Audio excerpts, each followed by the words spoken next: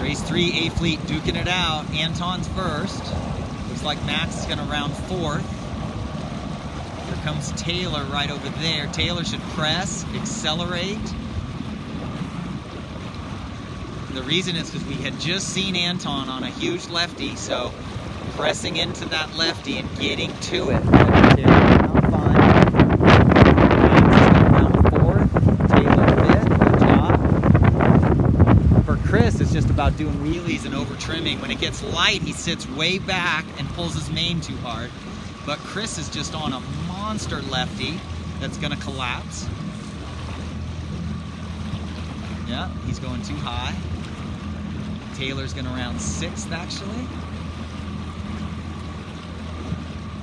This is just tough racing. Weather mark right up there, so we've had a dramatic righty. It's going to be a very short course because he can't put it any further because it'll be in the channel. The harbor channel, not in the big channel. Here's Celeste just buried in here, trying to call lured on a boat.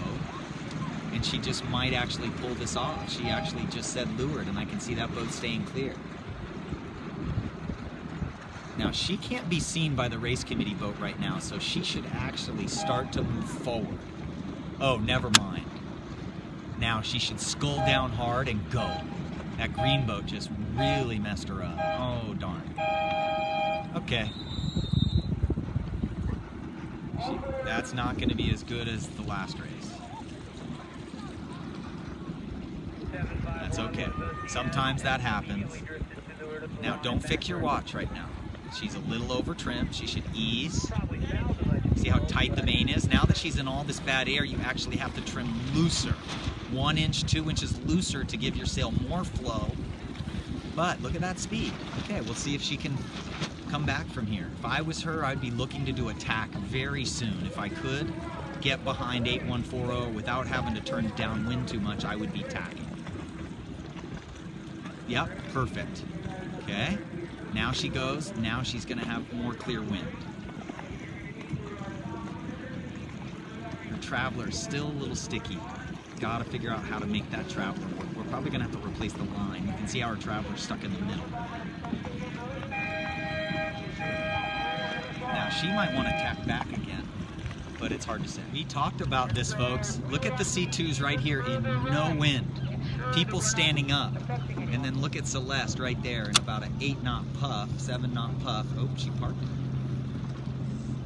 But humongous wind. This is the shoal. The definition of the shoal is whoever wins today is the one that gets their head out of the boat. So she's already back to mid-fleet. Look at her go. Just taking off. So that's what the shoal is all about, streaks. So good comeback by her. You're going to see she's doing all right. Race 4 on Saturday. ABC1 fleet. Kevin, we've changed a lot. I think Kevin's the one who, for some reason, these waves and everything, he just gets locked in one angle upwind and doesn't change. And that's what we're working on today. We got to change modes. Press down, lured telltale flickers, feel the power, let the boat accelerate, then squeeze up. And I also told him to start more in the middle, and he did it. I told him not to start next to 9446 though, the national champ. But he just schooled the national champ. He could pinch off the national champ.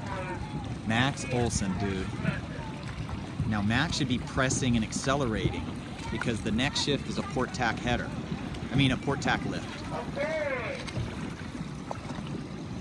Nice start, you guys. Leader of A Fleet, second, third, fourth, Chris in fifth. So a C1 is having a really good day. I mean, he's been top 10 two times already. This is his third time in the top 10 at some point.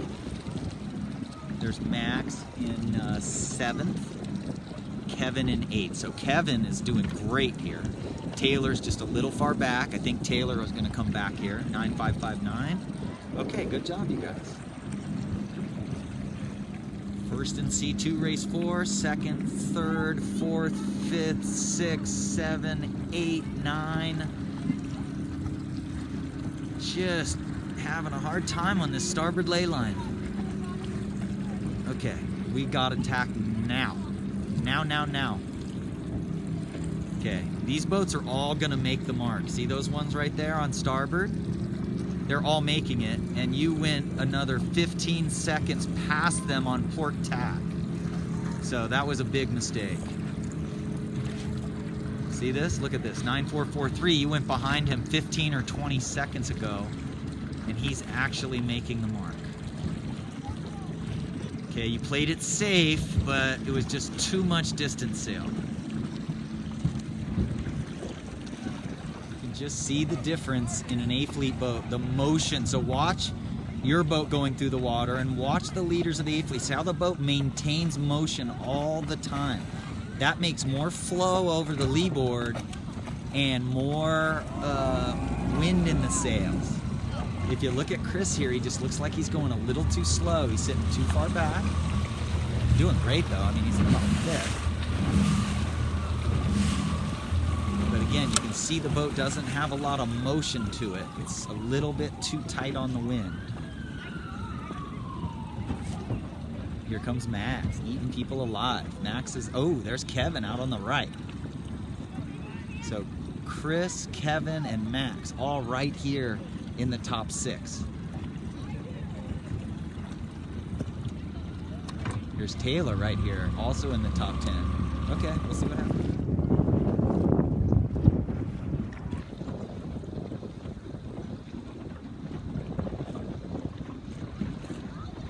One, two, three, 4 in race 4. Here's Max, Kevin, and Chris all right with each other. Kevin is just doing much better. I can see he's just a little more racing mode and not just sitting there waiting for the wind to blow him along.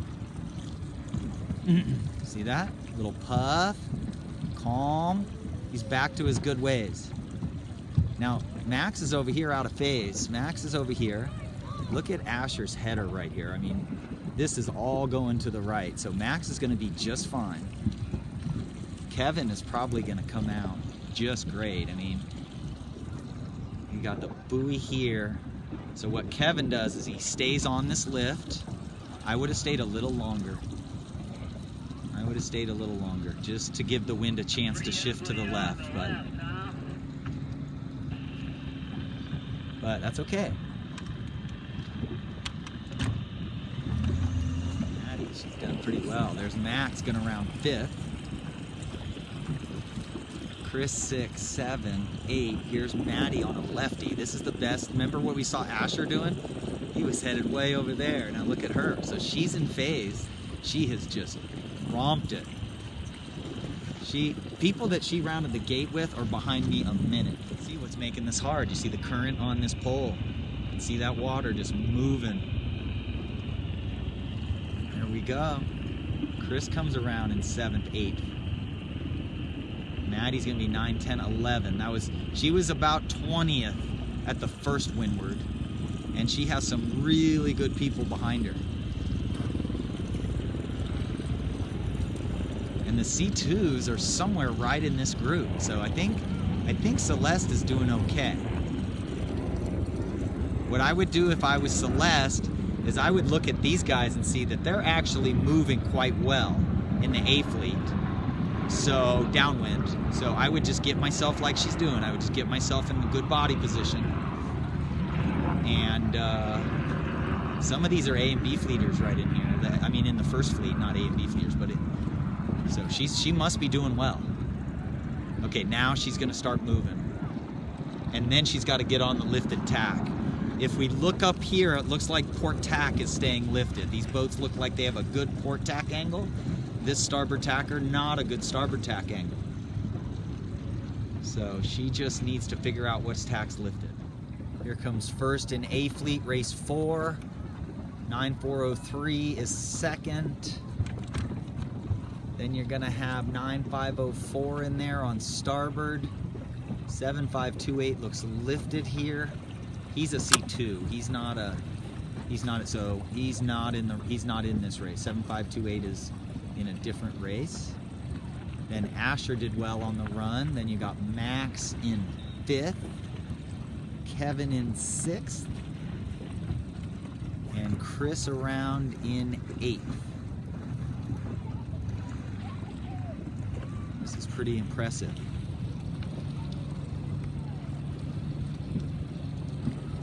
And I'm most impressed with Kevin. I really confronted him before this race. It's got to be more of a racer. You can't just sit there and let the wind blow you. You gotta adjust, press down, get some speed, try to sail to those telltales, make the boat move, play the main sheet a tiny bit. You gotta make the boat move. It's not about waiting for the wind to blow us around.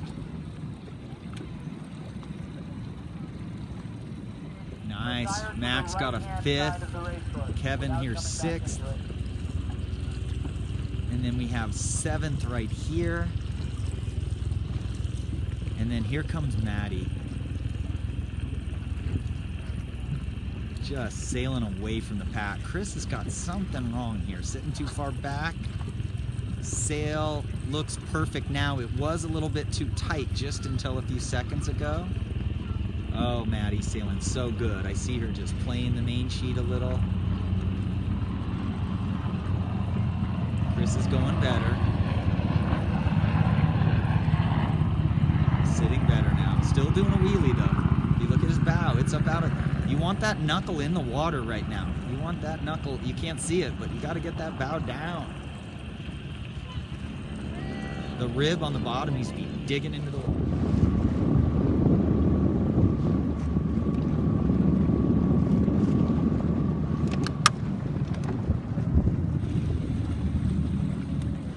I-14 going through there.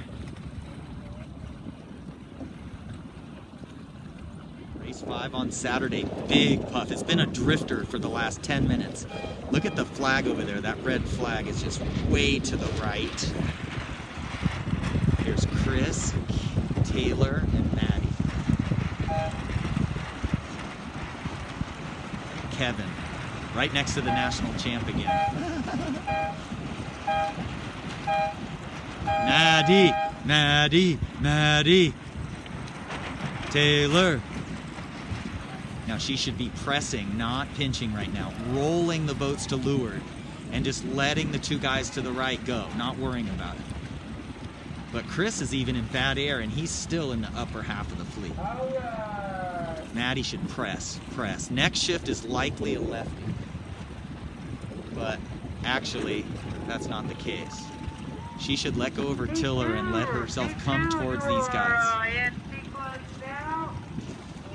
See, she's going too low. Too low. But if the wind shifts left, she's going to come out just a dream. Good. This guy is the star right here. I mean, Chris Rose is just the freaking star. I mean, he's racing A-fleeters today, and he's about to get about a 20-degree righty, and he's going to tack, and he is going to smoke these guys.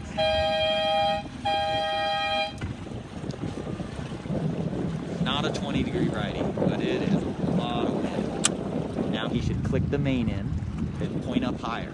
As soon as he gets a header, he just tacks. He should go. The red flag is still showing a huge righty. You see it over there? He needs to go, dude. Too loose on the main sheet there.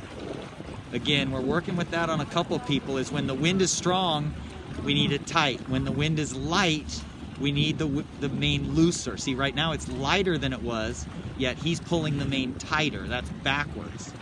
He should be trimming like he was on port tack right now. And when he was on port tack, he should be trimming that tight. See how, look down there. I mean, he's smoking it now that it's light air. Looser upwind when it's light, tighter when it's wind.